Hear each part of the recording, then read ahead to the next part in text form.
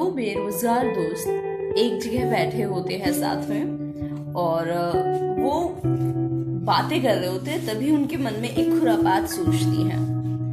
उनमें से एक कहता है कि भगवान ने जितनी भी गलतियां की है, भगवान ने बहुत सारी गलतियां की है और जितनी भी गलतियां की है उसका हम लेखा जोखा बनाएंगे और ये एक बहुत ही अलग और बहुत ही बेहतरीन शोध साबित होगा, क्योंकि ऐसा कभी किसी ने नहीं सोचा। और दोनों निकल पड़ते हैं अपनी इस शोध में, अपनी इस रिसर्च में। तो वो एक गांव में जाते हैं। वहां देखते हैं कि एक झोपड़ी पर कद्दू की बेल लगी होती है और उस पर बहुत बड़े बड़े कद्दू लगे होते हैं। तो बोलता है उनमें से एक कि कॉपी निकालो और उस पर लिखो कागज पर कि सबसे पहली गलती है कि इतनी पतली सी बेल, इतनी हल्की बेल और उस पर फल इतना बड़ा, ये भगवान की बहुत बड़ी गलती है। इस बेजान सी बेल पर इतना बड़ा फल उन्होंने लगा दिया। इस पर कोई इसी के हिसाब से, इसकी कैपेसिटी के हिसाब से छोटे फल लगने चाहिए थे। तो पहली गलती उन्हें मिल गई। फिर वो थोड़ा आगे चलते हैं, थक जाते हैं तो रेस्ट करने के लिए एक पेड़ के नीचे लेट जाते हैं। पेड़ के नीचे, जिस पेड़ के नीचे वे लेटते हैं वो एक आम का पेड़ था और उस पर आम लगे हुए थे जो कि अभी हरे थे। तो वो कहता है कि दोस्त दूसरी गलती लिखो।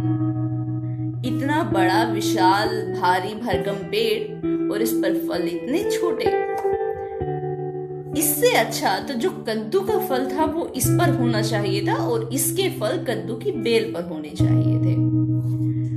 तो दूसरी गलती भी लिखी जाती है ईश्वर की। कुछ देर बाद वो ऐसे ही क्योंकि थके हुए थे चलते चलते, तो वहां पे बैठे बैठे वो सो जाते हैं और वहीं लेट जाते हैं।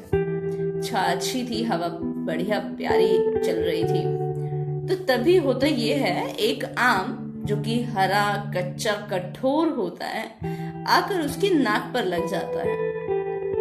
अब वो अधमरा हो जाता है जैसे ही उसकी नाक पर वो फल लगता है, क्योंकि कच्चा आम थोड़ा कठोर होता है और नाक तो बहुत नाजुक होती है। तो वो अधमरा हो जाता है। उसके दोस्त को समझ नहीं आता वो क्या करे। वो उससे पूछता है कि क्या करूं, पंखा करूं, मस लूं या डॉक्टर को बुलाऊं। तो वो कहता है कि सबसे पहले तो वो जो दो गलतियां हमने लिखी है उसको काट दो। सबसे पहले तो यही काम करो कि दोनों गलतियों को काट दो। ईश्वर ने कोई गलती नहीं की है। अगर वो फल यहाँ होता, इस छोटे से फल की वजह से मैं अधमरा पड़ा हुआ हूँ, अगर वो बड़ा विशाल का फल इसके ऊपर होता तो मेरा क्या हाल होता।